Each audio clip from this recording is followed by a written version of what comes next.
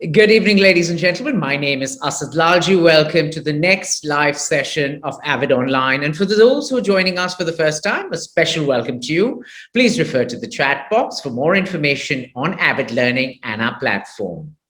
Avid Online was launched on the 1st of April 2020 as a direct response to the pandemic. So now we're 15 months young and over 250 programs later. We can say that although 2020 and 2021 challenged us in unprecedented ways, we managed to stay positive, relevant, engaged, and engaging. We continue to champion and bring to our audiences the best of the arts and culture, and we stay true to our mantra that learning never stops. Music programs have taken center stage at Avid Online this June. In celebration of World Music Day 2021, we have presented and planned programs for the rest of the month that explore a repertoire of music, learning opportunities, from children's workshop on discovering sound to a digital documentary film festival on music, to decoding the sounds of the bard, to this very, very special program today, presenting Indian classical music and future legacy, a lecture demonstration by founder and CEO of IndianRaga, Sriram Emani. For more about Sriram, please refer to his extremely impressive bio that has been pasted in the chat section. It should have been emailed to you also earlier. He will speak about how technology can facilitate collaboration and therefore evolution of music, by bringing together talented artists from across the nation and across the world, giving them an opportunity to experience genres, traditions. Sriram will also take us through a few rich examples that showcase and illustrate techniques, histories, styles, from Indian classical overtures to sounds of the Indian diaspora. We at Avid Learning thrive on collaboration. And this program is presented in partnership with Art Links Learning, IndianRaga, Furtado School of Music, Furtado's, and the Royal Opera House, Mumbai. Please note the session will last 75 minutes, followed by a 15-minute Q&A. But Sriram will be taking questions throughout. So keep posting them in the Q&A box. Don't wait for the end. So on that note, thank you once again for tuning in. Over to you, Sriram, and look forward to a fascinating session. Thank you very much. Thank you, Asad, and welcome. I see 66 people have joined already, and I love to, like Asad said, keep taking questions throughout. Just feel free. I'm going to start off showing a quick video that demonstrates the work that IndianRaga does. So all of you have some context as to what it is that we do, and that might aid the conversation. So bear with me as I share, and I hope everyone can see this and hear it. Now follow my lead. Gama pama gama ma gama pama gama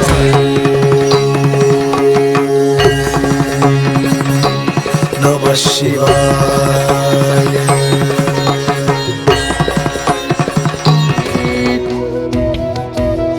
Santatamaham dante sundaramukam pantakataka-sutam tamiha Shri Vignarajam bhaje.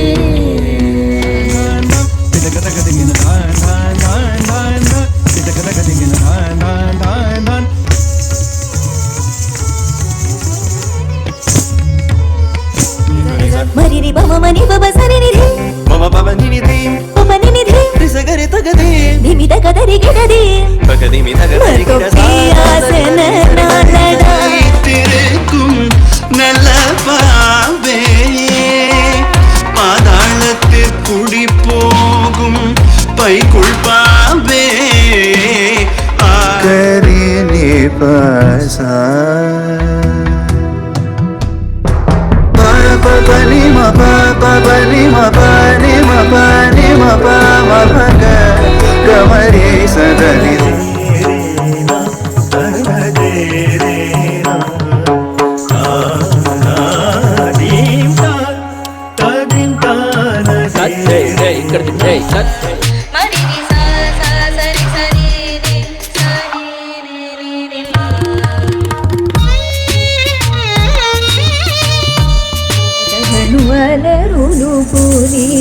ನದೆ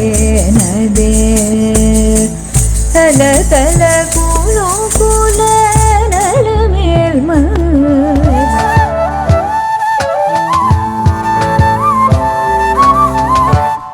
ಸ್ವರ ಸಾಧನಾ ಕಿಯೋ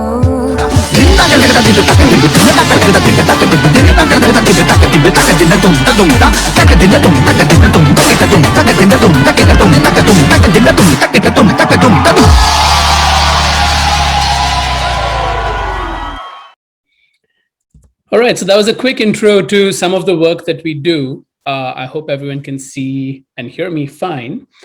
I'm basically going to be talking about, and let me just outline the agenda for the conversation today. And I'm calling it a conversation because I'm hoping to hear from you guys as much as I speak.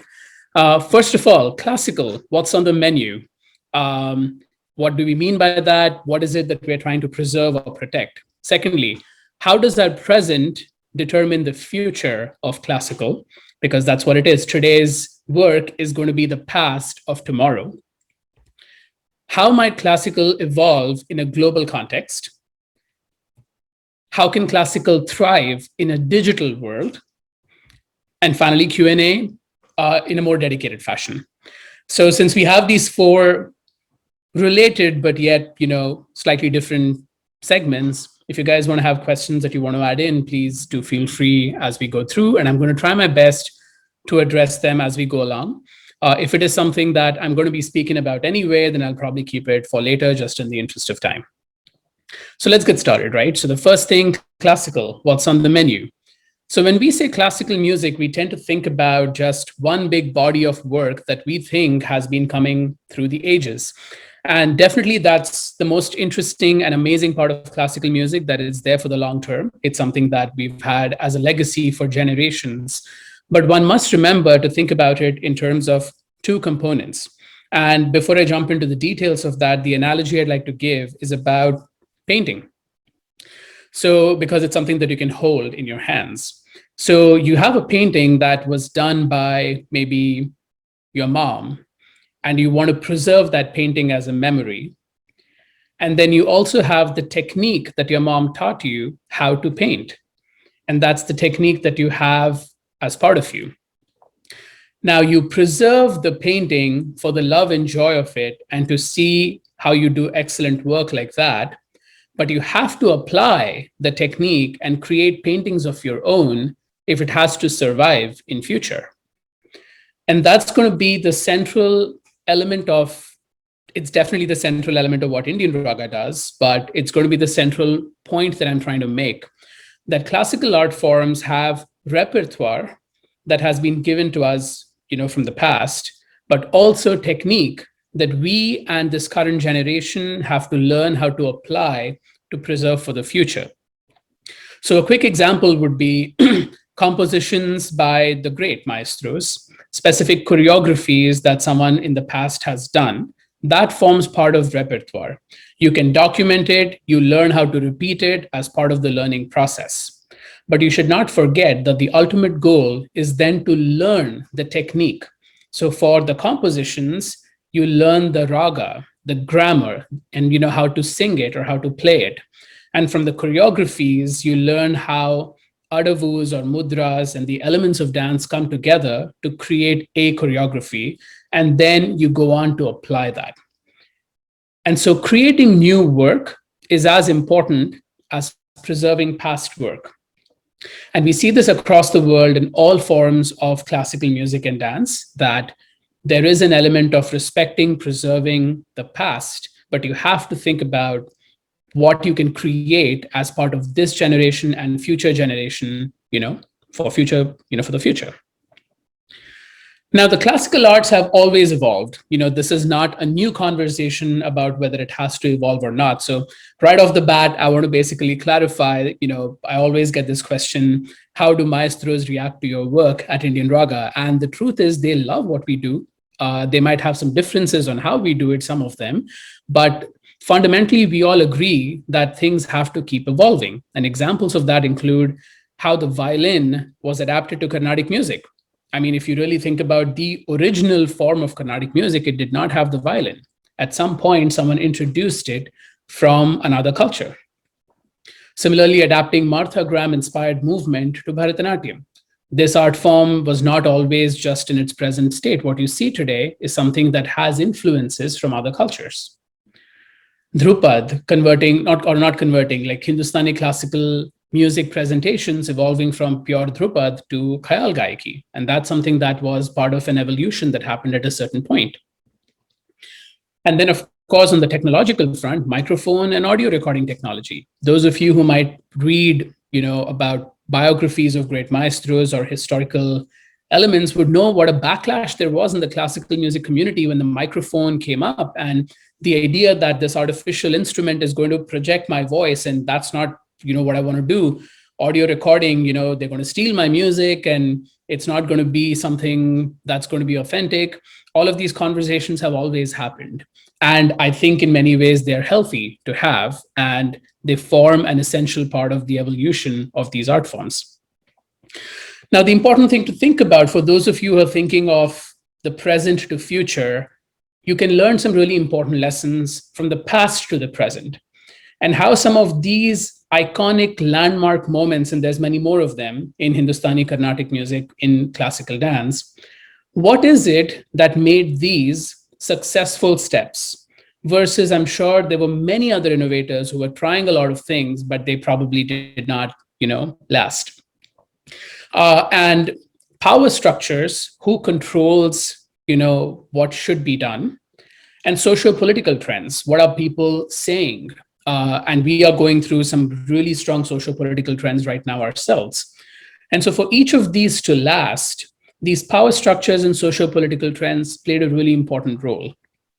And as I go through the talk today, I'm going to keep referencing back to who controls the narrative today, and who and what are we seeing in terms of what people want. And just kind of laying the ground for what are the trends today and who holds power. The first thing is, today it is mass audiences and not kings or governments. The one important thing for everyone to remember is that classical music used to be supported, at least in India, and definitely in the West as well, but in India, by kings and royal families, at some point, briefly, the government. Today, also some role by the government, but it is fair to say that today the narrative is controlled by mass audiences, because they are the ones who are paying to go and see it. And whether it be concerts, whether YouTube videos, whatever it might be. So they are the ones who hold power today, not kings, not tastemakers, not the artists themselves, not the government. The second is devices and not live performance venues. What you see on YouTube, how that inspires you to stay in touch, that's what makes you realize who the artist is, build their brand, and then determine if you go to a live concert. That's a big change. So devices, websites, the internet, music videos, technology. Personal choices and not social or religious obligations. In the past, and even now many people say that in South India, learning classical music or dance is a rite of passage. Your parents say that is who you are as a South Indian, or at least a part of the section. I don't want to make sweeping statements.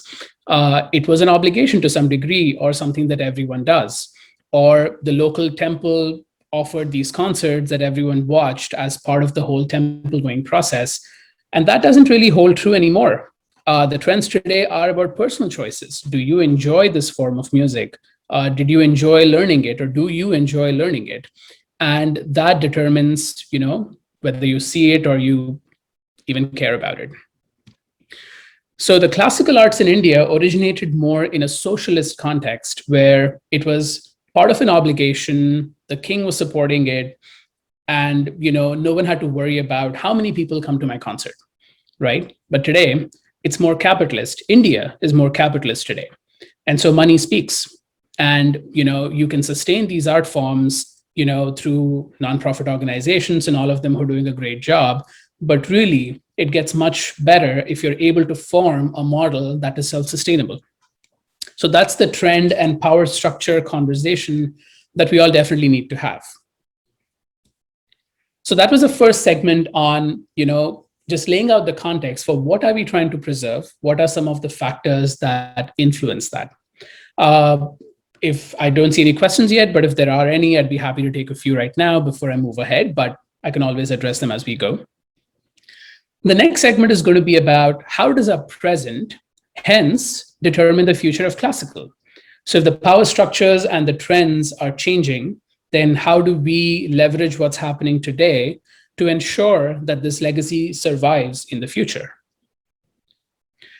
So this takes me back to my story, right? Like I grew up in Mumbai, and when I was growing up, I think in a class of 60 kids, I was the only one who was even remotely interested in classical music. For most other people, my friends, it really was something that, they had briefly heard of, they didn't know much about it. They had all of these stereotypes and misconceptions around it, and they weren't really engaged in it as much as I was. And I wondered, why is that the case? Like, why me being so interested and the others not? And how do we keep this alive in future if, my friends right now don't really care much for it? And so I went through a journey of, I went to IIT Bombay and then, worked at organizations where I learned a lot more about the classical music ecosystem, including India's National Center for the Performing Arts, came to MIT to study entrepreneurship in the creative space, worked at the Lincoln Center for the Performing Arts, worked at Sony Music, Disney Theatrical Group. So really understanding a combination of for-profit, non-profit models, and how different societies and power structures influence the evolution of classical arts. And one of the biggest realizations I had is that in the past, you had live concerts as a predominant way of bringing people together. And so everyone came together in the conversation and context of classical music. But today you have, like I said before, devices, YouTube videos, Spotify, and then Indian Idol and reality shows and so on. So that's entertainment today. So in the past, there was just one option. In most cases, you had the classical concert, so you had the All India Radio or Doordarshan. Today, you have a plethora of choices that you're competing with. And the second thing is about the relationship of what families really cared about most. So in the past, the prominent conversation or the prominent thing in the household was religion or family structures and furthering the family. Today's generation has other problems. You need to think about climate change. It's real. You need to think about like identity, sexuality, across the spectrum. You need to think about a whole host of topics and themes that form the narrative that are very different from what it was in the past. And so to learn about how today we are dealing with issues that are different than the past, I decided to pack up my bags and go and live with 50 families across 50 cities for a year in the US and India. And really sat down to have dinner table conversations, spend time, understand what the role of classical arts is in people's lives and how it is changing across generations. And I saw all kinds of things thrown around in terms of motivations, which I'm going to come to later on. But this really forms a lot of what went into the formation of IndianRaga, thinking through not just the element of being digital, but also understanding that content of classical arts also needs to keep evolving while we preserve the past. So one of the things that we did, and which we continue to do actually, is we tried combining influences from the past with the present. So it becomes a little more relevant to generations today. So for example, we took popular ragas that maestros used to perform for 3 to 4 hours in the past, and then we did short form videos, 3 minutes, 4 minutes, 5 minutes. Similarly, we took mythological stories through classical dance, and then we gave them cinematic video angles so that, those who are used to watching high production value cinema today can also understand to some degree and find these engaging, right? Like when was the last time you saw something that was done only from one angle, right? Like you have to have multiple angles, the whole editing process. Similarly, improvisation, which is a cornerstone of Indian classical music, we said, why not apply that to the latest pop hits? And that is Shape of You. You basically take Shape of You, you consider that to be the base composition, and then you improvise around it to show how classical music can embellish any composition, right? Be it Indian, Western, whatever.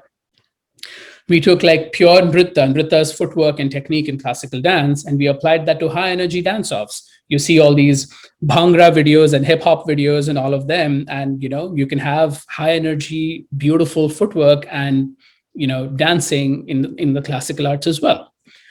And then we took some of the traditional items like tilana, alaripu, jatis, all of them, and we added EDM, trap, and pop music in the background. So when you watch them, you sort of have this new age feel to the music, but then you're watching something that has come to us from generations.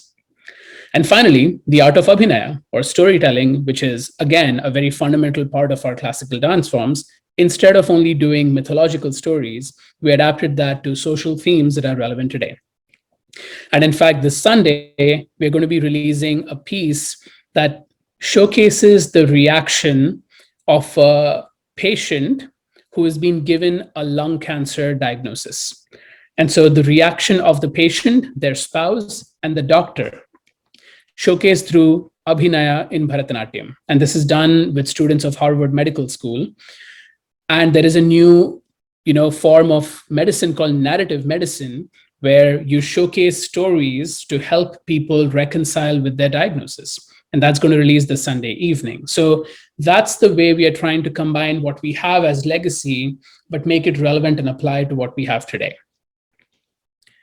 So before I go to the next one, I have one question here that says, how can classical music be inducted into the sphere of entertainment and perhaps even everyday life like it used to be in the past? That's a fabulous question, and that's exactly what I was saying 2 slides ago, or here. So it was the concert that you see here on the left was their form of entertainment at that point of time. And today you have all of these other options. So when you combine, those elements from the past with new genres, with new hits, with popular culture, then you can make it a form of entertainment as well. And before we think about purity versus fusion and all of these aspects, we have to think about the fact that there is always a spectrum. You have the absolute pure classical work at the core, but then if you have to open it up to audiences and make it slightly mass, then you add this layer of collaboration, the short form videos, the camera angles, so that you can bring more people into the fold. And so that's one of the ways in which you can induct it into the sphere of entertainment, and which is what the maestros used to do in the past too. They catered this beautifully to different types of audiences. When MS Subbulakshmi went to perform, at the UN General Assembly Hall, she actually sang something in English, and that had a Carnatic touch to it. And, they've made attempts like this in the past. It's not something new. And that's what you do. I'm going to keep going on to the next one, but if there's more questions, please feel free to share and I'll address them as we go. So with all of this in mind, how might classical evolve in a global context? So we spoke about, the power structures that influence it. We spoke about the trends. And one of the biggest trends today is globalization. We, on a daily basis, meet people, not just from different cultures across India, but across the world. And not just in person, but even online. And knowing and understanding and appreciating those cultures, we apparently do it very well through the field of cuisine. We try different cuisines, we try different costumes, we try different popular culture in terms of music and dancing, and Zumba apparently is a big deal. We now celebrate Halloween in India. And there's a lot of these trends that are making it, adapt Western cultures and traditions. And how do we sort of make sure that our classical art forms can evolve in a similar global context and be adopted, or maybe at least understood by people from other cultures?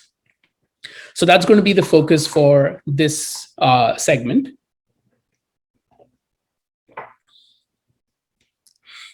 Cultures, like I said, are blending to form new hybrids. So you have, on one hand, what the Gujaratis used to do as traditional Garba. And then when it became a phenomenon in Mumbai, definitely a lot of the movement has changed. So when you look at it, I'm sure some of the Gujaratis might say that is not Garba. But well, who made it really, really popular as part of, celebrating it as a festival? And what is this new art form that is performed there? It's a new hybrid. So the same is happening to multiple things. Bhangra, right? The same thing. Yoga. It's a funny story. I I spent some time in the US, and then I came to India and went to take some yoga lessons. And I went to the instructor and I said, okay, so what type of yoga do you teach? And she looks at me, this lady in Pune who's a fabulous yoga teacher. And she's like, what do you mean, what type of yoga? There is just one yoga. But here in the US, you have like hatha yoga and heart yoga and this yoga and, you know, the Iyengar yoga and like multiple different branches and hybrids of yoga that, you know, we have never heard about growing up. And yoga is part of our culture, right? So cultures are blending to form new hybrids based on where they are and, you know, who they cater to. And this has happened in the past when Mughal invasions influenced Hindustani music and Kathak. And we, you know, did we have a choice? I don't know. But do we now adopt it and move forward with it? Yes, we do. A lot of the present form of Hindustani music and Kathak, you know, has been influenced by, you know, a different culture. New cultural identities, as you have more interracial marriages, as you have more, you know, families that are not just from one single culture, both in India and abroad. It's a new cultural identity. Are you South Indian? What are you? I met a Vietnamese, German, Irish, American yesterday, right? And, you know, she has all of these as part of her culture and her identity. Is she going to think of only one of them as her core identity? No, they all make her who she is today. And when you have hard boundaries that say that, no, this is only South Indian, that is isolation. But the minute you're willing to sort of have blurred boundaries, you create entry points. You allow another culture to speak to yours, and then you create something that's interesting and new that may not be pure classical for either genre, but it is an entry point for cultures to come together to form a hybrid that would cater to a certain, you know, part of the audience. And this will enable us to bring more people into the fold. So the number of people who've seen Shape of You and really understood, saying, oh, wow, now I understand how Carnatic music is different, is a lot easier than making them watch a pure Carnatic performance with no initial awareness or understanding. Because you take something that is familiar to you, and then you add another element that helps you compare and contrast and understand what's going on. And so I would actually argue that for long-term sustenance in today's day and age, it is important, while we maintain the pure art forms, to also create meaningful collaborations and blends with other genres. I have a question here on what particular synergies can be found between contemporary pop, rap, and classical music. So there's multiple synergies. I don't know how technical I can get here, but there is a video on Vox. You should see it on YouTube. It's a channel called Vox, VOX, and they talk about triplets in rap music. So in a you know, when you have four beats in one bar, and you basically are using triplets within that instead of 2 or 4, and that's the same concept as Sriram in Carnatic music. So there are some core elements of music that are pretty similar across multiple genres. And when you can work with that and have artists come together and have a conversation about that, you can very easily create something that is new and groundbreaking. So for example, if there is rap in classical music, I see the element, I don't know how many of you are familiar with konokol or padhant, or the vocal percussion that you do, the tadinginatom or the jatis that you read. Those can definitely combine pretty well with rap. And there are attempts online that you see. Similarly, with contemporary and popular music, a lot of the ragams that they use, or a lot of the melodic bass that they use, has similarities in classical music. And so you can have a conversation on that. In fact, a lot of our videos and collaborations are on those, and I'll show you a few examples in a quick second. The next question is, what place does the Guru Shishya ecosystem hold today in the internet age, where there is a greater hunger and possibilities for autodidactic learning? Does it compromise the essence of how the music and techniques are passed on, or is it imperative for sustaining the art form? I'm actually going to go into this a little bit more detail, but just long story short, I do not think it compromises the essence of the music in any way. It is definitely imperative for sustaining the art form, and I'll try and make a case for how and why. So coming back to this, cultures are blending to form new hybrids. That's the day and age that we're in. So I'm going to show, great, so we're already here at the video snippets. I'm going to show just a few samples of how we've attempted to take some of these synergies and experiment with having Indian music or Indian musical elements, classical musical elements, coming together with something from a Western culture. And some of this is classical, some of this is pop. So let's take a quick look.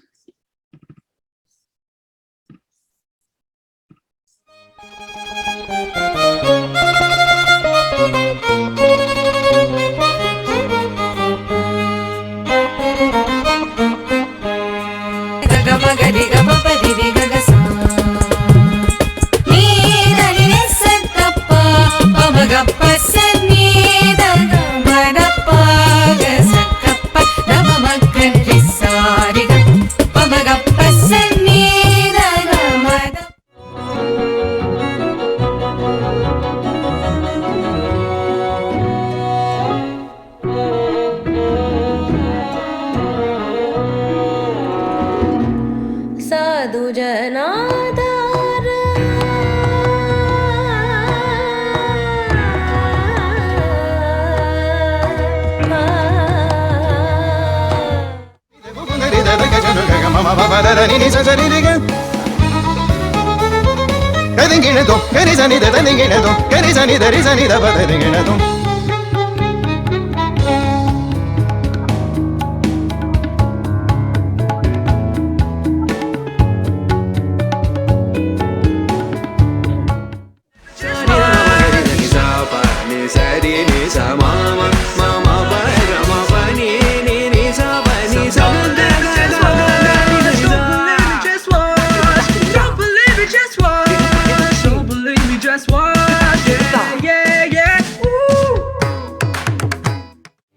Who's gonna rock you when the sun won't let you sleep?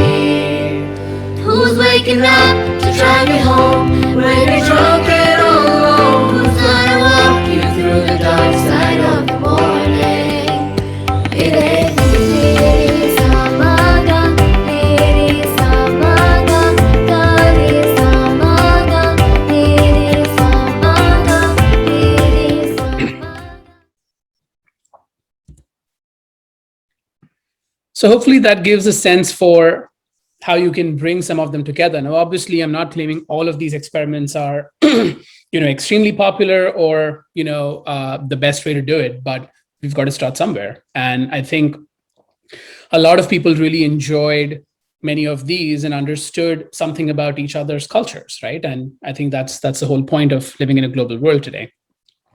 So this comes to the pedagogy question: how can our students achieve this? But before that, I'll just briefly take two more questions. One is, how is classical music taught in the traditional sense today? Is there an updated Gharana system? How does the Guru Shishya model work today? So that's going to be my segment right now. I'll talk about that. I grew up going to annual Carnatic music concerts. The pandemic changed this culture, and now there are online concerts. Undoubtedly, change is inevitable in every field, but online will change the experience of Indian classical music or dance. I'll take that one first before I go to the Guru Shishya. So when the television was invented in the States, there was this huge panic by the theater industry that theaters are going to shut down, theaters are going to die, no one's ever going to watch movies in a theater again and all of that. But that's not the case, is it? You just create a different use case for consumption of that content. There is a balance ultimately, and you have both thriving today. In fact, the trailers that you see on television make you go to the movies or the theaters. So similarly, the live concert format is never going to die. Absolutely not. YouTube is going to make it easier for artists to promote that they're doing these concerts. And that's what you will see and be motivated to go to the concert, which is what all the Western pop stars do phenomenally well. What do you think happens when you see a beautiful 3-minute video of Taylor Swift? Do you then not want to go to her concert? Absolutely not. You see that and you'd be like, wow, this is so beautiful to see on the device. I want to experience this live. So they aid each other. They do not compete with each other ever. So I would just like to be very clear about that we at IndianRaga don't think live concerts are going away anywhere. It just makes it easier for people to stay in touch with the music and go to live concerts even more often than they do right now. Coming back to the teaching of classical music. So coming back to in a global world, how can our students achieve this, right? So Guru Shishya Parampara was not just for music, by the way. That used to be even for our math and science. Like you learn about the Mahabharata and the Ramayana, where all of these princes and all of these kids were going away to learn with the guru for 10 years in the forest. Yeah, that has evolved into day schooling today. Do you send your kids away for 10 years with, a man? You don't. And we have not lost the sense of, science and math. We've only evolved and developed it even further. So the same thing is possible for the classical arts too.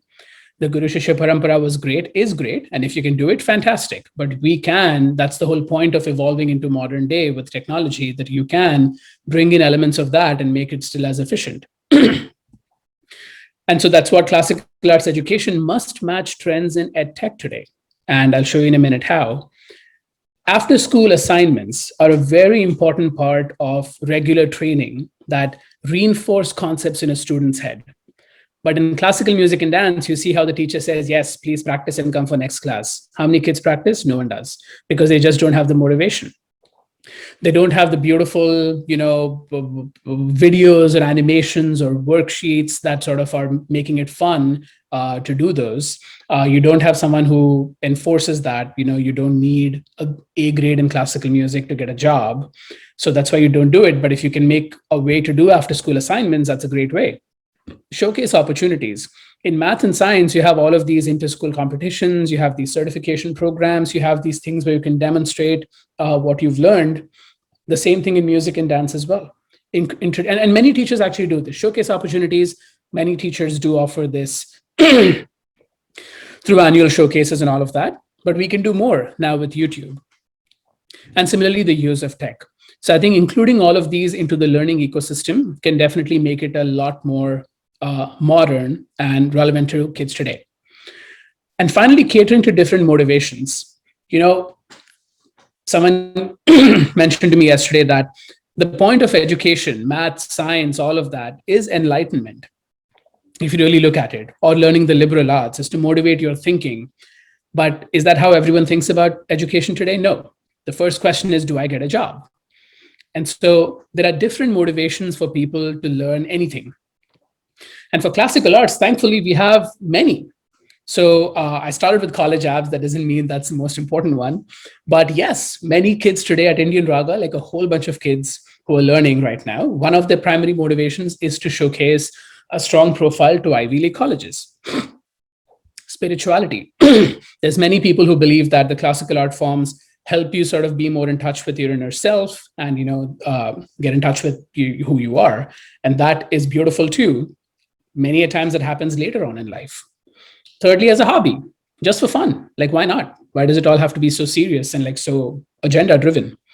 Mindfulness. I mean, when you're performing something or when you're singing any kind of a raga or you're performing a dance piece, you are absolutely involved in the present at that point of time. You're breathing, you're involved, you're in touch with what's going on around you. And that really is the essence of mindfulness. So I think one of the best ways of having mindfulness is actually pursuing a classical art form. Soft skills. In my own life, the first time I worked in a team, the first time I was on stage, the first time I had to deal with difference of subjective opinion, not objective. Difference of like, I feel this way, but I feel this way. All of that was through classical music and the performance that we do. Confidence, conquering stage fear. So there's many different ways, and we should be able to cater to all of these instead of making it just like one single agenda of either preserving religion or tradition. And that, I think, is a conversation we all need to have to be able to achieve this in a global context. So keeping up with global trends, I think, is a very important thing for arts education. So at Raga Labs, which is IndianRaga's online music education, we cater to some of these or many of these. Many kids don't learn just by listening, which is the primary form in which music at least is disseminated. You have a teacher and the teacher is singing and you have to listen and learn that. But there's many students who learn visually, right? They have to see. So at Raga Labs, we have a teacher teaching you online, but she is using visual aids so that you can understand that, okay, oh, that note comes above this note, which means I have to go higher. And then I have to jump back down by 2 levels because, that's 2 levels below the previous note. So that, I think, is a really important element we need to, and we can all do this. It's very easy to leverage this kind of technology, right? And then fun videos with peppy background music motivate students to practice alone. Imagine just sitting by yourself in your own room and just listening to your own voice. It's not fun all the time. But if you have like a really nice upbeat music that you want to sing along with, then that is great motivation. And you just basically sing along, and then it just like keeps your vocal cords active. Similarly, kids and adults, by the way, love being on YouTube, right? So we do a showcase video every 3 months with all of the students at Raga Labs, where they all get to be part of a small 2 to 3 minute video with some solo segments that they have. And most of our students say that they practice the most for that showcase video. It's a nightmare for the parents to record it, but the kids practicing for it makes it all worth it.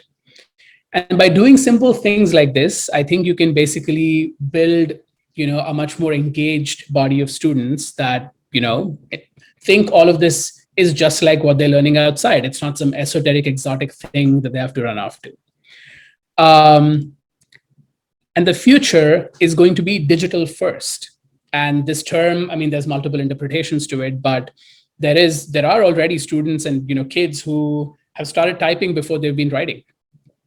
At the age of 2, they're like browsing and swiping iPads, and their engagement and interaction is with digital first than the live. In fact, many performance venues do not allow kids under the age of 6. So their experience or exposure to any form of music and dance is on devices first.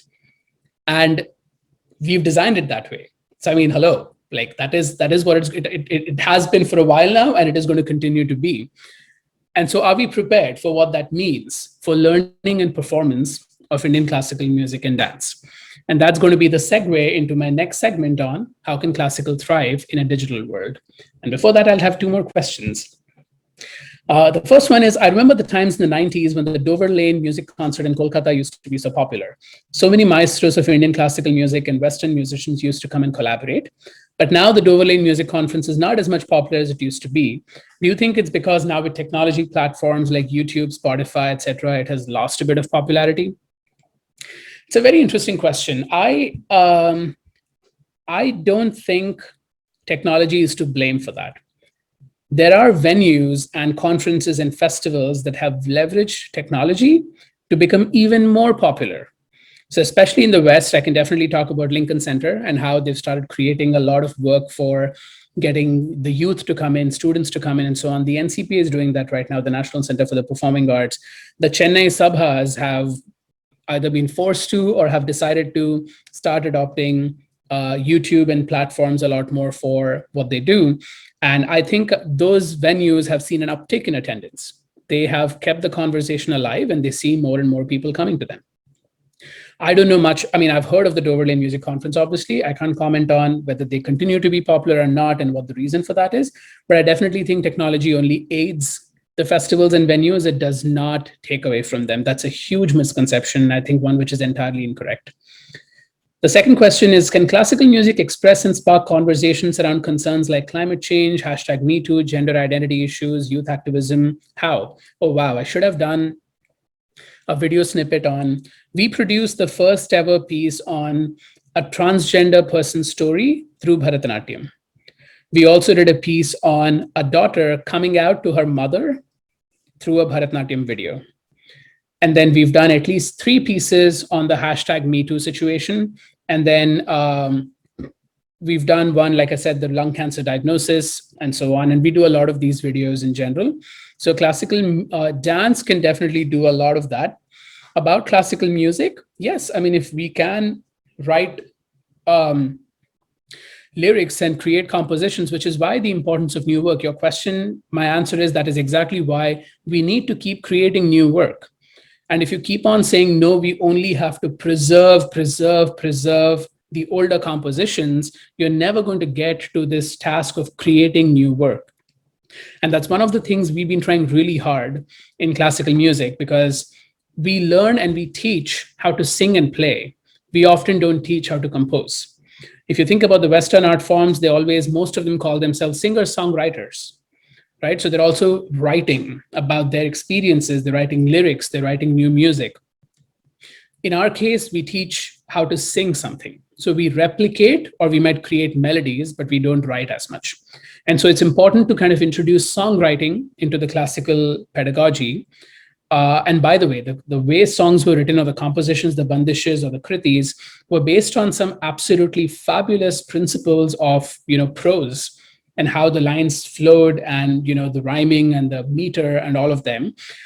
I actually don't even know who can teach that anymore, or if anyone even has ability to do that. But I would absolutely love to introduce a class on that, so kids can take a stab at writing about their experience and then being able to put that into musical form. So yes, it's absolutely possible. And finally, do you think that the pandemic will permanently change concert going, just like it has changed office going, to work from home or hybrid models permanently in some corporations? That's a great analogy. And yes, and that's not a bad thing, because just because you are more motivated now to work if you have the work from home option, aren't you? And then once you've had enough of that, you would love to go and meet colleagues in person, because that joy is never going to be replicated by a Zoom call. Similarly, you will love the convenience of being able to watch concerts or consume music online, but there will come a time very quickly, or like once every week or once every 2 weeks or whatever, depending upon your propensity, where you want to go and be part of a live experience. You can never take the live experience away. But by offering these options, I think you make it easier for people to stay in touch with the classical arts. It is not a bad thing. It's a great thing, and we must all embrace hybrid models. It is time, it is high time. Yeah. Okay, great. So I'm going to go on to the final segment before I jump into questions. How can classical thrive in a digital world?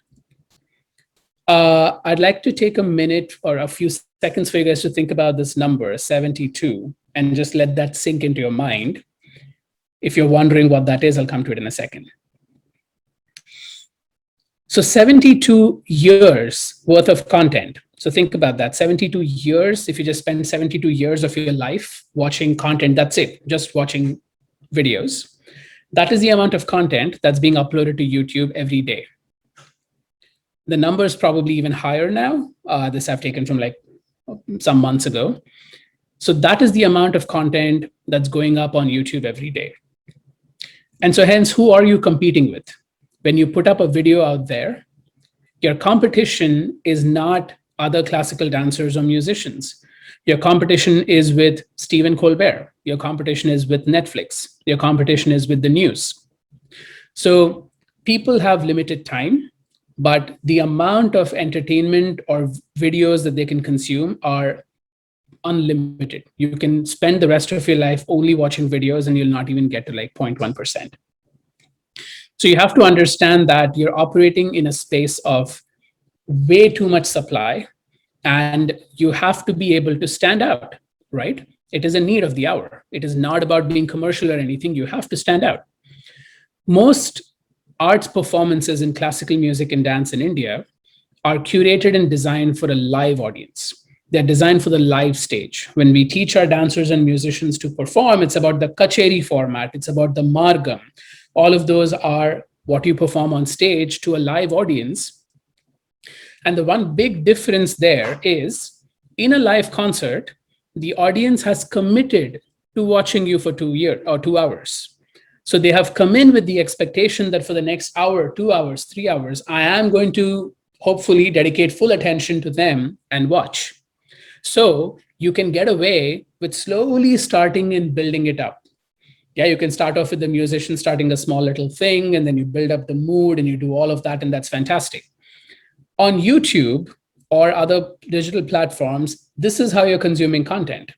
You're flipping all the time, and you pause when you see something that captures your attention.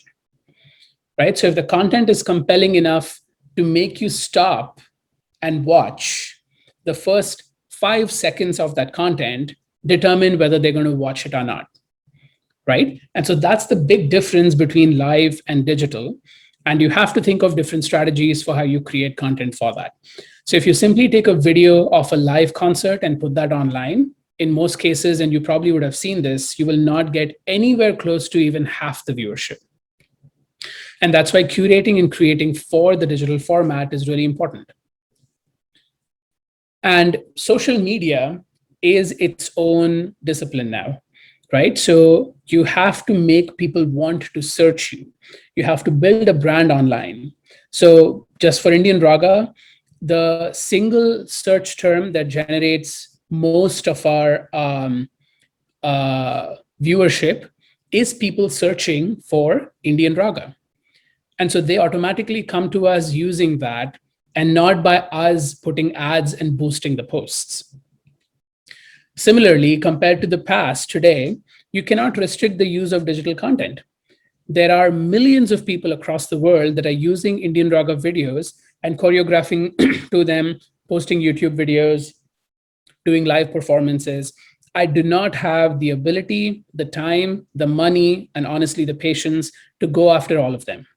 It's impossible to control that. So what we do is we simply tell everyone, go ahead and use it as much as you want. It's a marketing tool for us. It's not for making money. So when people use that music outside and someone else comes and says, wow, that music was fantastic. Whose is that? They're like, oh, haven't you heard? This is IndianRaga. So they're doing free marketing for us. That's how we see it. So you just have to rethink your opinions of, I mean, there's a lot of dance teachers today, for example, who are like, I spent all this money to create this music and like all of these people are going to go and use it. Yeah, they are going to. Even if you're doing a live concert, they're all taking videos and they're going to go and use it anyway. How are you going to go stop them? You cannot, right? And staying updated on changing social media algorithms. So on social media, you have to think about how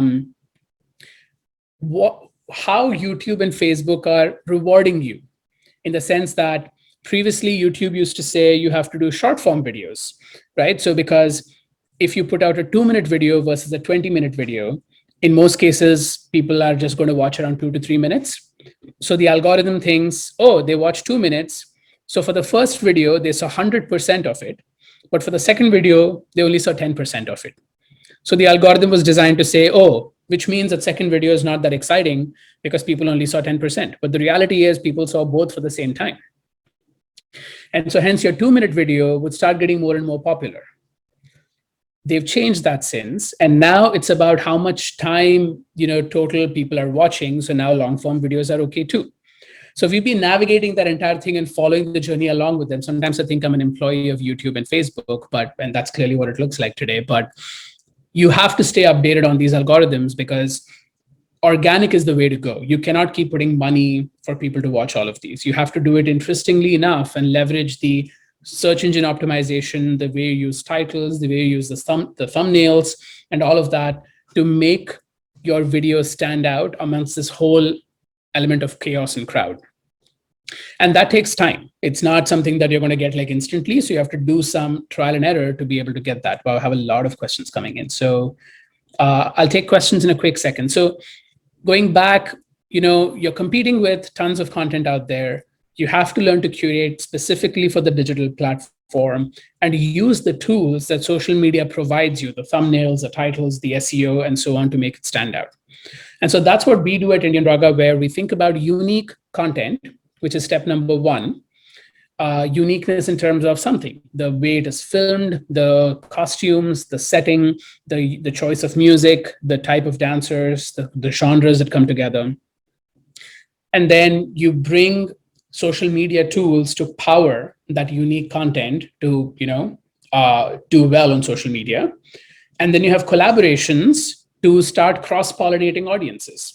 So you have other artists and their audiences that come in, from different places. So when 6 people come together, they all have their friends and family. And when they're all in the video, all of those 6 groups of friends and family are watching. Versus if you just do it by yourself, it's just like, your friends and family watching it, right? So that there is a difference in how that goes. So I'll take a few questions. Are there new spaces for experimentation in the classical realm? Can you share some examples? Yes. I don't know what type of realms you're talking, spaces. You mean, we definitely have been, some of the videos I showed you are experimenting with bringing genres together with classical music. We've been adding new age musical genres to classical music. So we've done something called pop tilana, and then we've done EDM tilana. So you have EDM music with the traditional tilana and them going together. So there's definitely lots of space. Does the term classical have any meaning for you? Are there any aspects that have to be preserved to identify the music form as Hindustani Carnatic, or are these terms becoming meaningless today? No, the terms are not becoming meaningless. I think my understanding of classical is anything that is derived from something that is classic, or the classical style. The word means something that has been coming to us from before, or the traditional way of doing it. So the way you sing Carnatic music, that is the classical part of it. That was designed, it's a technique of how you sing with your gamakams and your ornamentations and all of those different elements, the raga system. Similarly for Hindustani, which does it differently, which is why you can tell the difference between the two. And so that technique is what you refer to when you say classical. And yes, you also refer to some of the compositions that were done there. So they will always continue to be important. So for example, when we do a piece in the pure classical form, like in the traditional style, so with the mridangam and the violin and the veena and the vocalist, we call that a classical piece. But when we do Shape of You, we call it a raga mix. So we try being very careful about distinguishing that a certain thing we attempted to do how it was traditionally done, and then we call it a raga mix or a classical mix when we have done this kind of a new age collaboration. So that way you can identify and say this is how it was done historically, but here you can call it out that this is the new version of like an innovation or an experimentation. I think my team is trying to also post some of the LGBTQ themes or the climate change, some of the new age theme videos that we've done in the chat. Hopefully they've done that already and you can take a look at these. The next question is, thank you, Sriram, for a really interesting talk and lovely clips of music. There is one more, so that's incentive for you to stay on if you're getting bored. I was wondering how classical forms are moving ahead in a more inclusive way, making it accessible to lower castes and the socioeconomically underprivileged. Are there such initiatives? And if not, would you plan some? Thank you. Well, we are thankfully in a generation that does not ask each other about caste at all. In my friend circle, I have no idea what caste anybody belongs to. It never comes up. I understand the conversation on previously it having been limited to them, and there is work to be done in addressing that. And I'm following those conversations. We'd be happy if there are ideas on how we can do that. But we definitely don't think the way is to call out, here is a classical music course for lower castes. I think that defeats the purpose. The idea is that there are hundreds and there's thousands of people that we've collaborated with at IndianRaga. I can confidently tell you caste has no role to play in our selection process, in the performance, or in anything that goes into that entire process. I know personally, and I've known this after the fact, when someone came up and thanked me for not even bringing this up, because I grew up in Mumbai, right? Like you go down and play with people in the building. You don't ask them, okay, are you Brahmin, are you whatever? And you play with only them. So I grew up not understanding this idea of wanting to know somebody's caste. And that's what we do at IndianRaga too. So people come and they submit a video of them performing for selection. We don't ask them what your caste is, like who did you go to, and can you like sit and do a certain puja.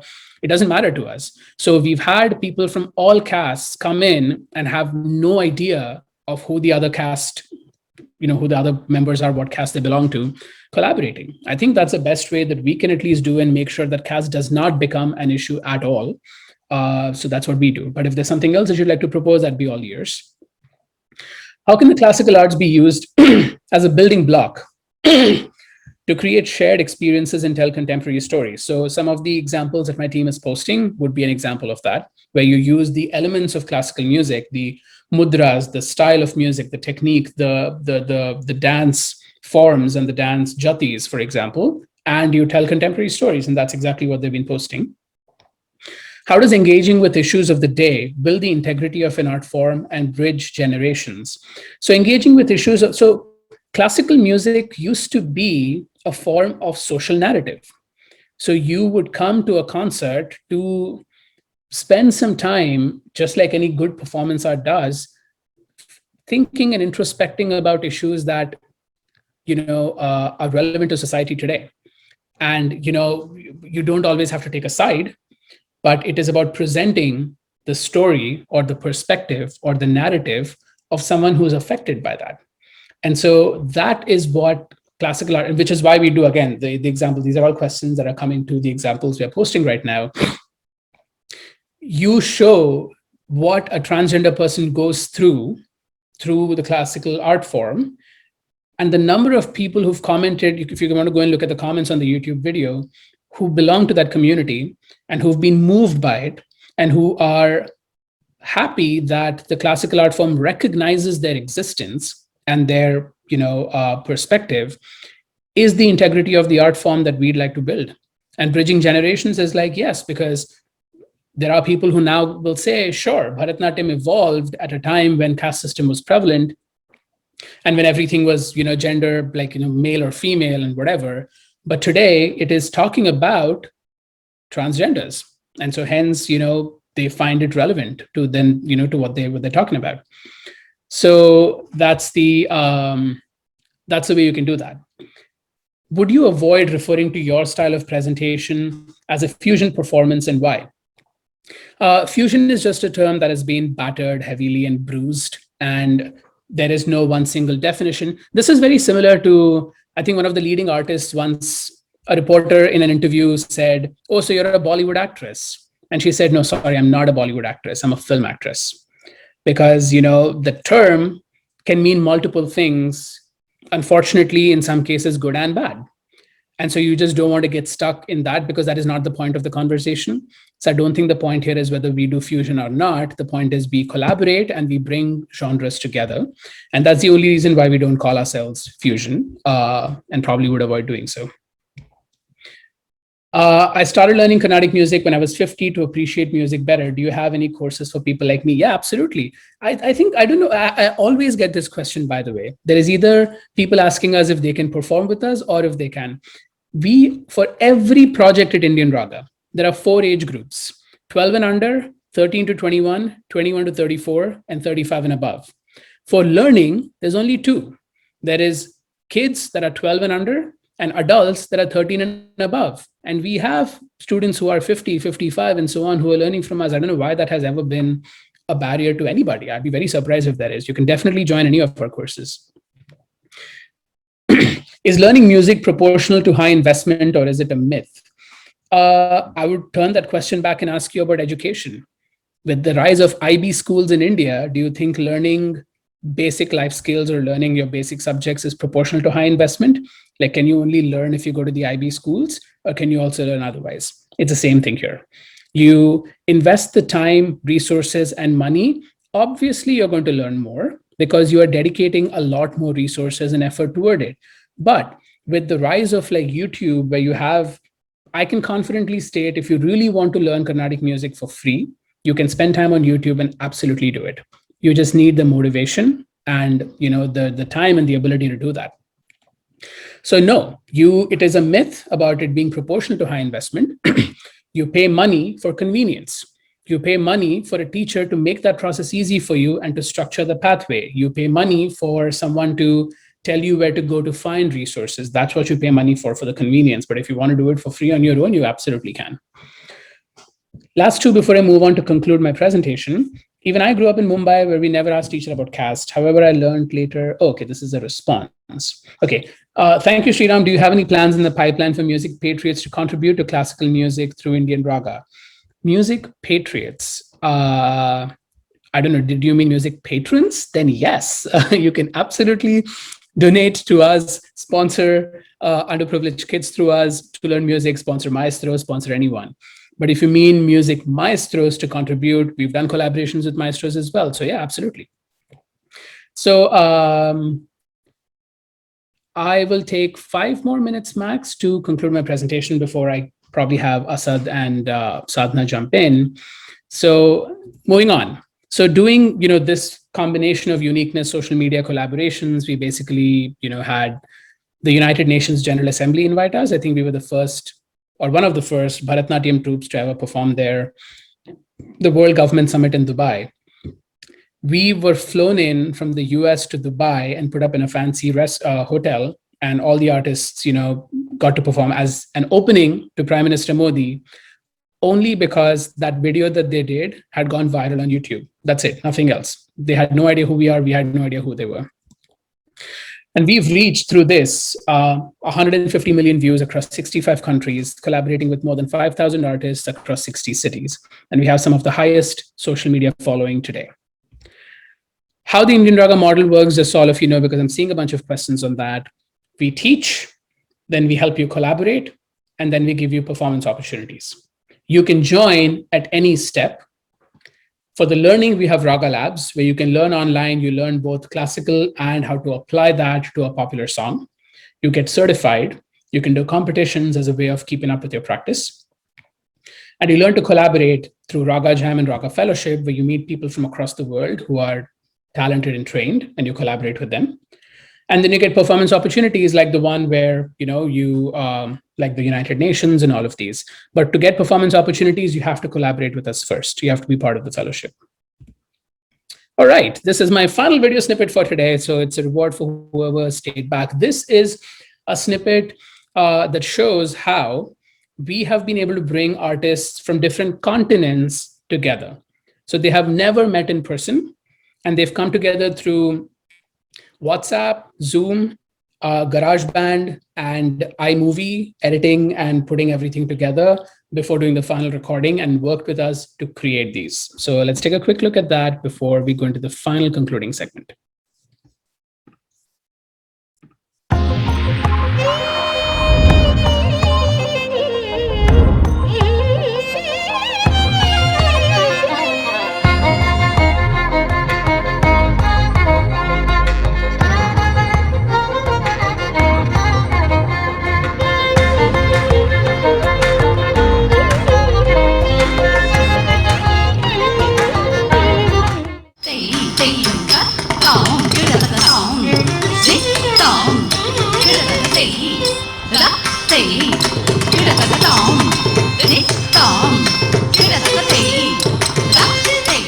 முதலாய் காதல் பிறகு தடி கண்ட நாள் முதலாய் காதல் பிறகு தடி கையினில் வேல் பிடித்த கருணை சிவபாலனை கண்ட நாள் முதலாய் காதல் பிறகு தடி கையினில் வேல் பிடித்த கருணை சிவபாலனை चंचल चतुर अंगुरिया जिस पर चंचल चतुर अंगुरिया जिस पर कनक मुंडरिया साजे बाजे मुरलिया बा.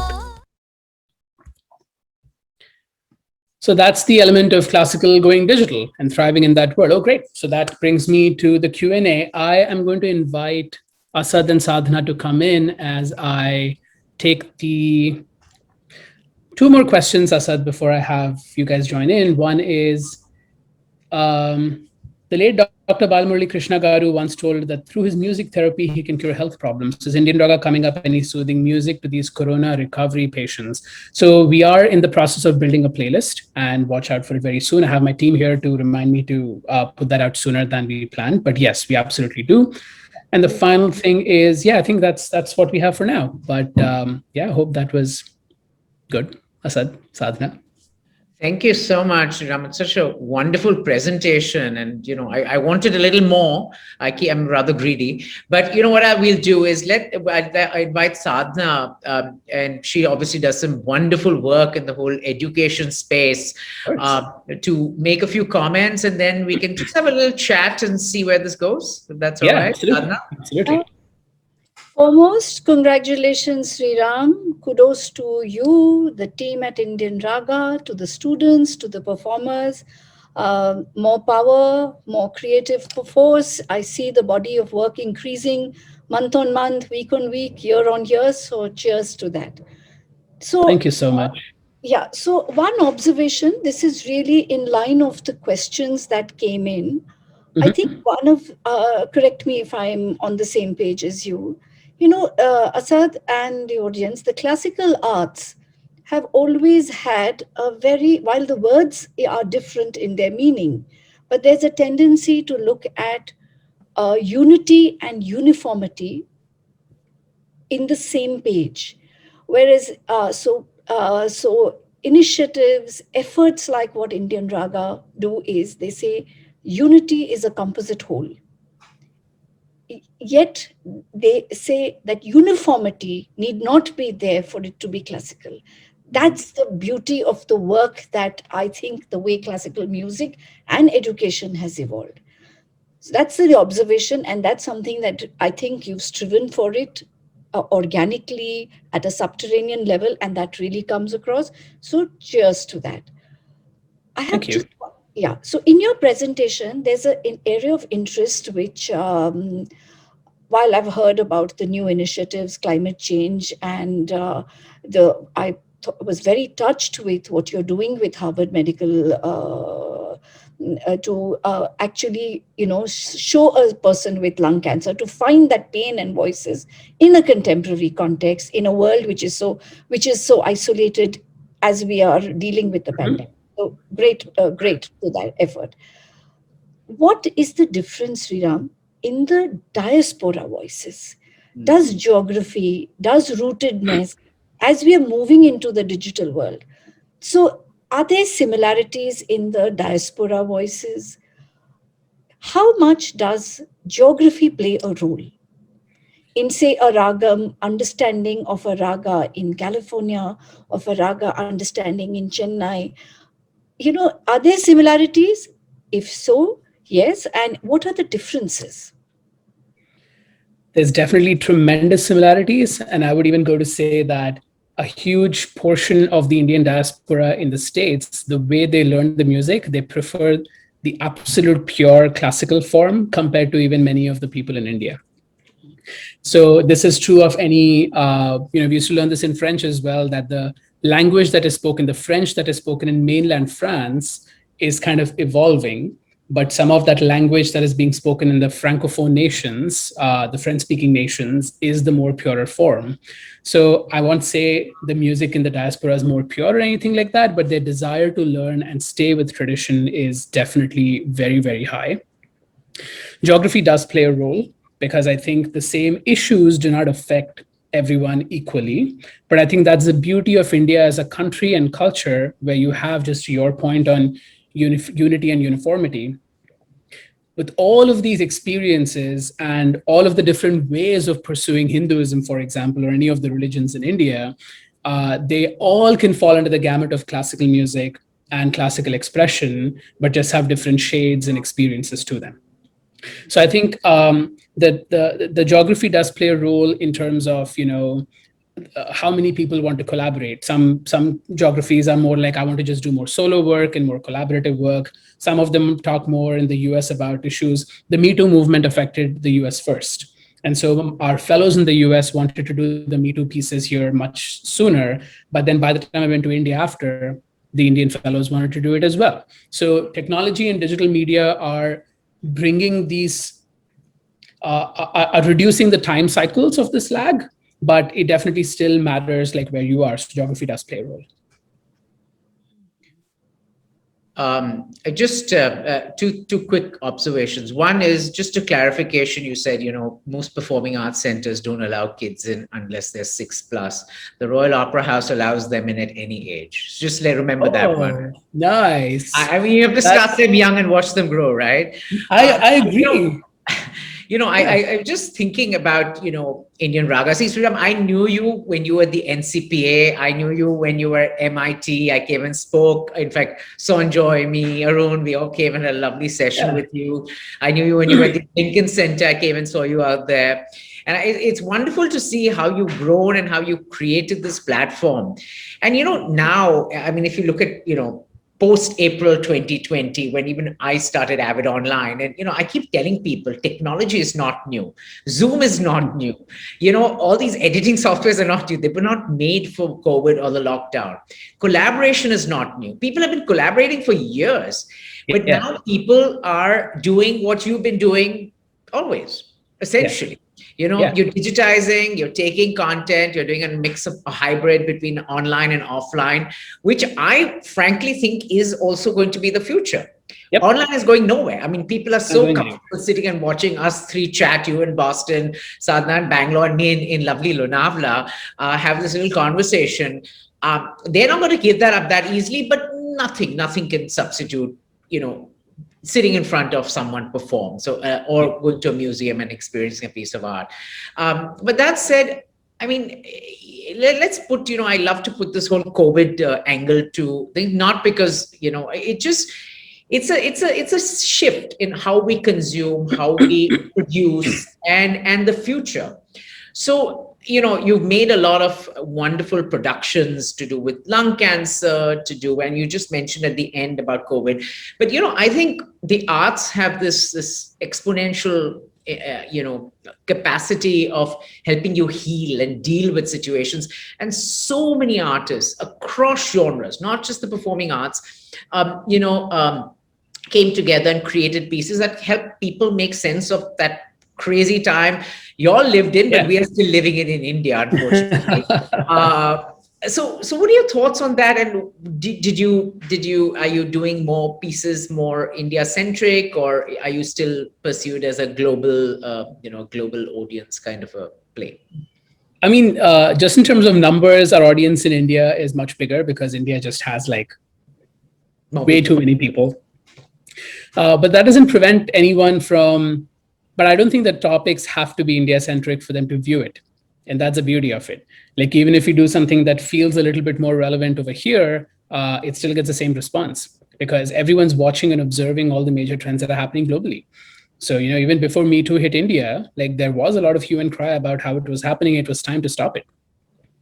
And so in that sense, I think there is a distinction between the issues that affect you and the issues that you want to watch.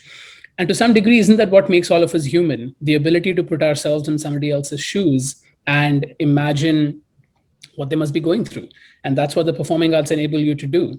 And, when you watch, a Titanic, I mean, you probably were not on that ship or nobody you knew was on that ship, but you still resonate with what happened and you sort of feel bad for them. And so the same way, I don't think where you stay has anything to do with the issues that affect you or the art that you consume. I think the pandemic is almost like, I won't call it a vacation by any means. It definitely was not. But just like you sort of go and spend 2 weeks in a place and just eat and drink and make merry and everything. And then you come back and look, okay, enough of that. Let me get back to this. So you balance it out. So the same way, I think there is going to be a little bit of an exhaustion of online. So the minute you want to sort of go out, you will go out. But to your point, yes. You will then also remember, so once that fades, so you have this phase of just being stuck, you'll probably have the pendulum will swing a little bit to the opposite, where people going out will just go out like crazy all the time. You won't be available on Zoom. And then there'll be a happy midpoint where you say, all right, for all of these things, I'd love to go out, but there are these times when I just want to sit at home and just do what I want to do. And so I think that's that happy midpoint that we're all waiting for and look forward to.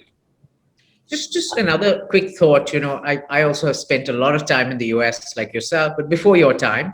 And, when I first reached the US, everyone came to me, Asad, when you're getting married, I want to come to India for a monsoon wedding. I said, no one gets married in the monsoons. And by the time I left, they said, Asad, I thought of you yesterday. I said, why?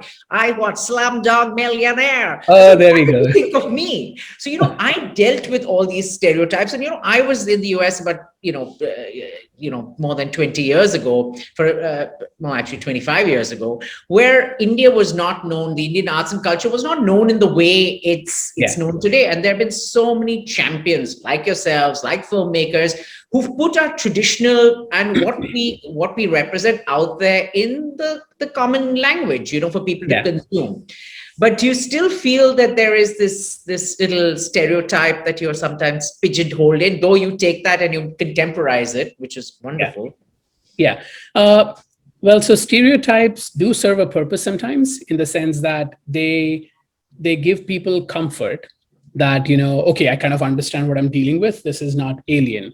And so hence it is, I don't know if you've seen this TED talk by Chimamanda Ngozi Adichie on the danger of a single story. And where she talks about the fact that the problem with stereotypes is not that they are incorrect, it's that they are incomplete. So stereotypes will always be there. We in India have a lot of stereotypes about the Americans, by the way. And I think most of them are wrong. But the problem is you can't say they're wrong, because there do exist some Americans who fit those stereotypes. So the same way the stereotypes we probably face here about India, there are Indians who fit those stereotypes. So it is a job of the rest of us, and especially the arts community, to offer alternative perspectives and say, this is India too. And I think that's what our focus is, to not reinforce the stereotypes, but to be able to say that, okay, you think this India doesn't have this, but hey, guess what? This is our approach to that. India is not just, butter chicken. There's all of this other food. And I think, at least in the States, it's a great time to be, because it is the day and age of stereotypes being broken. And, they're actively pursuing and they're calling out people who reinforce stereotypes. So I think we happen to be at the right place at the right time. And we're seeing less and less of that.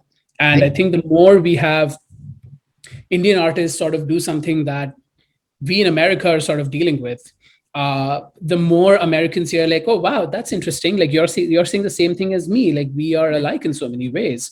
So that's really helping break those stereotypes. But it's definitely much better than before, Asad. I can definitely say that.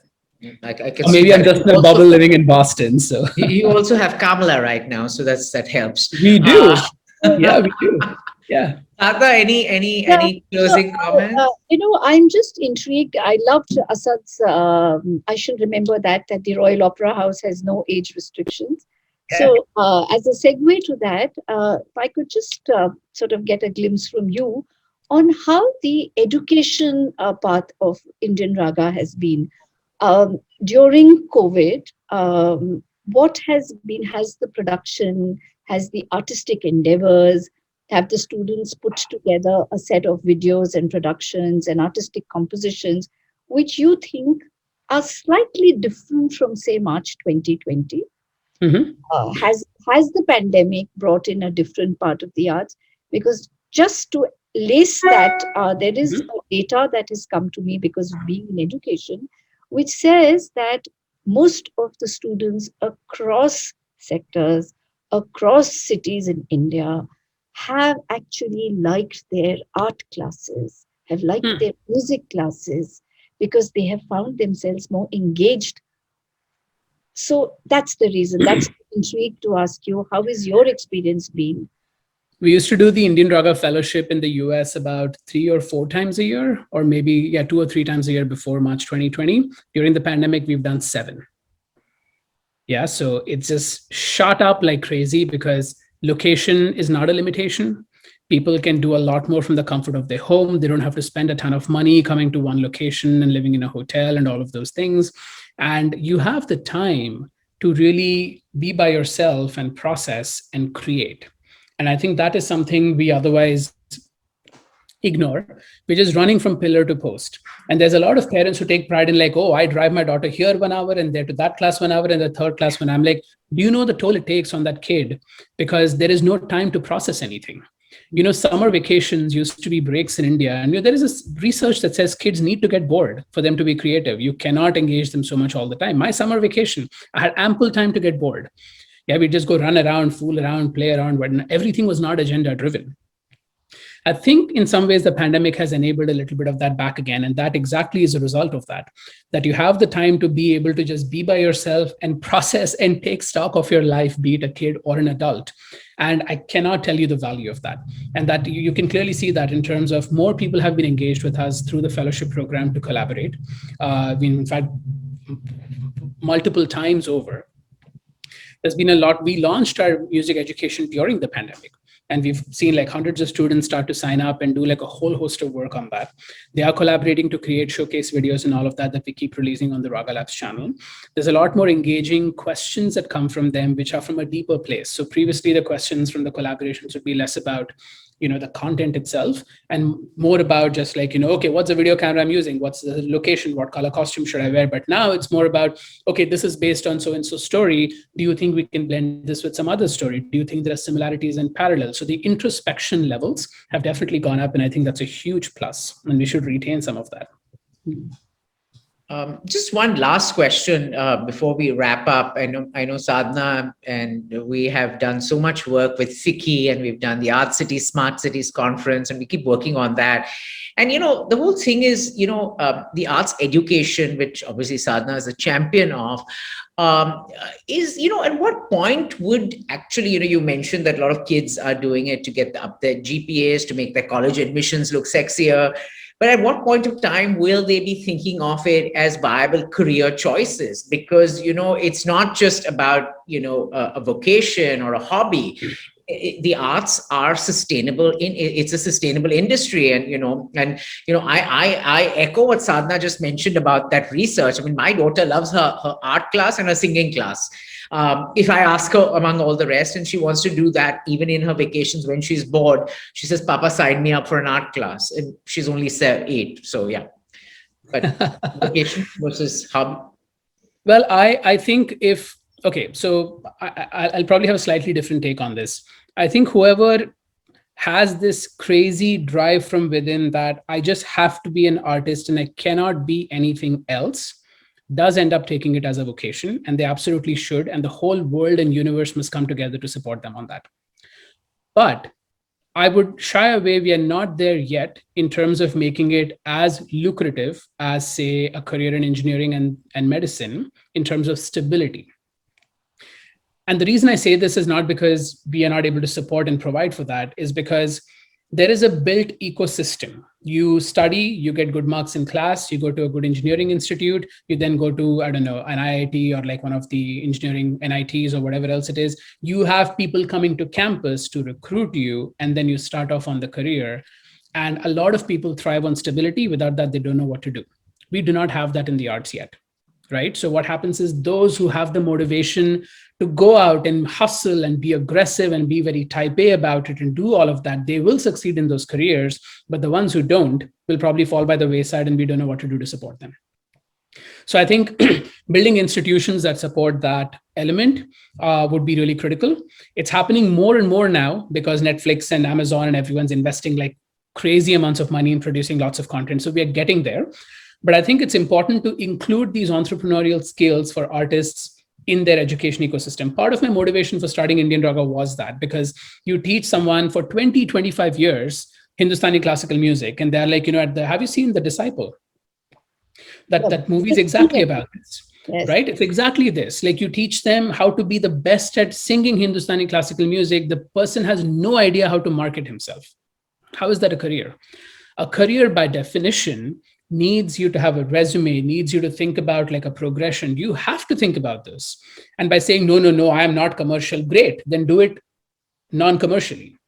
So we have to bridge that gap and actively start telling artists that, yes, you can take this up as a career, but to take it up as a career, these are the other elements of marketing, finance, accounting, strategy, comparative analysis, distinguishing yourself, that have to be part of the process. The IndianRaga Fellowship, to some degree, to a small degree, attempts to do just that.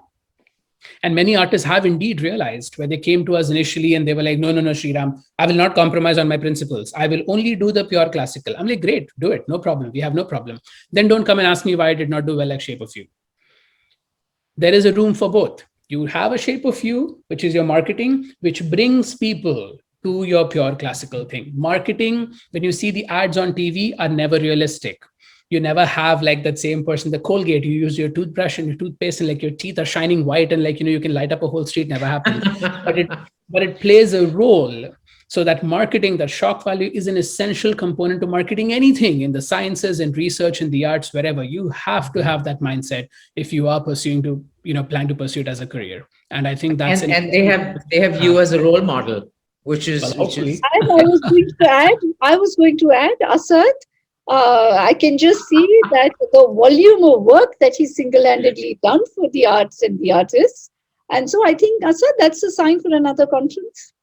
Of course. We have to call our common friend Sanjoy and tell him we need one.